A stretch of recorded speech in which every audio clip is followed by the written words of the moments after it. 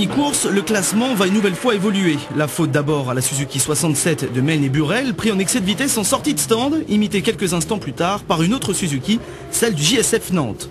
Pas de chance pour les premiers nommés, le stop and go leur fait perdre une place, ils reculent 5e, puis bien plus loin, après un souci là aussi d'ordre mécanique.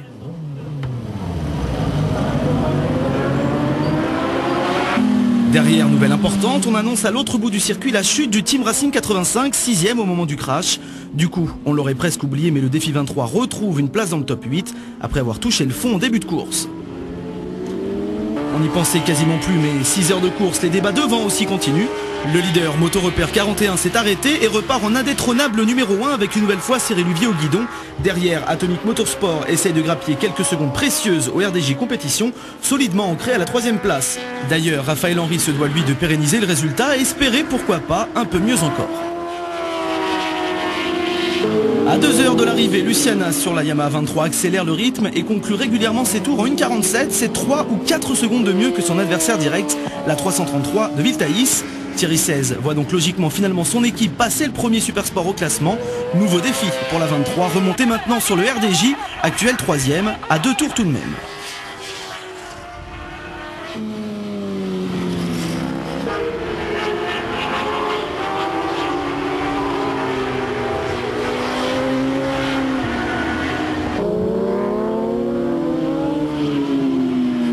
À 1h30 du drapeau à damier, la barre des 200 tours a été franchie. Le leader Moto Repère 41 s'arrête une dernière fois, pense-t-on, pour permettre à David Emonet de prendre le dernier relais de la course. Rien ne bouge depuis quelques heures maintenant, puisque derrière, Atomic, RDJ et Viltaïs, tous trois sur machine marquée du Trident, semblent se contenir.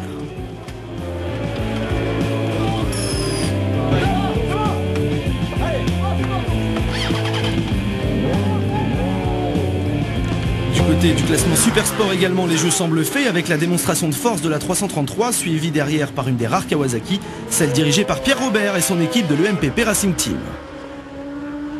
Tandis que Moto Repère devrait s'imposer avec Alexandre JB après avoir finalement effectué un dernier arrêt de routine, derrière tous les yeux sont rivés sur la lutte entre Thibaut Gilly sur Kawasaki et Olivier Lamy sur Yamaha. Pourquoi? Parce qu'à moins d'une demi-heure du terme de cette 3e manche, les deux pilotes sont dans le même tour à 57 secondes d'intervalle, avec un avantage pour le MPP, mais un ravitaillement est encore à prévoir. Jean Balthazar, novice dans le management de cette équipe, puisque l'Alsacien ne prend part qu'à sa 2e course, nous explique les raisons de cette agitation autour de son équipe. Nous non plus, on ne sait pas exactement si on va pouvoir aller jusqu'au bout.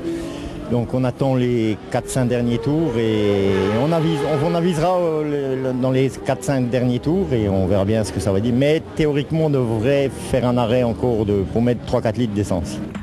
L'équation est donc simple, s'arrêter pour être sûr de finir la course ou tenter le tout pour le tout et prendre le risque de tomber en panne. Finalement, c'est dans les tout derniers tours que va se jouer la fin de course. Un ravitaillement mais surtout un tout droit. C'en est trop pour Balthazar et le MPP. La Kawa numéro 39 s'incline et perd sa 2e place au profit du RDJ.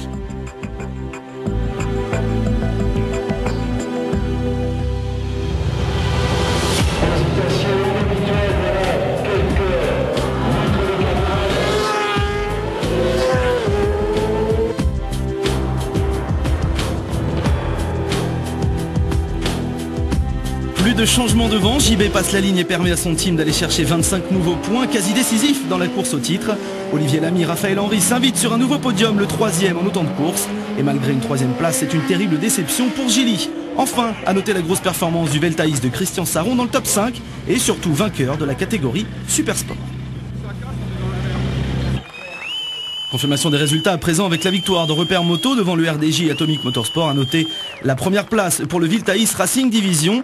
Le MPP complète le podium des Supersports. Depuis le début de l'année, on dit qu'on devrait gagner toutes les courses et on ne les a pas toutes gagnées. Donc l'endurance, surtout ce type de course de 8 heures, c'est quand même long. Il peut arriver plein de choses et on a préféré partir prudemment et puis monter en force au fur et à mesure en se calant sur la concurrence. On a eu de la chance de ne pas avoir de trop de problèmes sur cette course. On a eu une équipe technique qui a vraiment été super. Les arrêts au stand sont vraiment très bien passés. Nous après sur la piste on avait juste à assurer. Et puis voilà quoi, au bout et ça marche. Même si rien n'est officiellement joué, nous voyons mal comment le titre 2008 pourrait échapper à l'équipe Repère Moto 41. Pour en avoir la confirmation, rendez-vous sur le circuit Carole début juillet.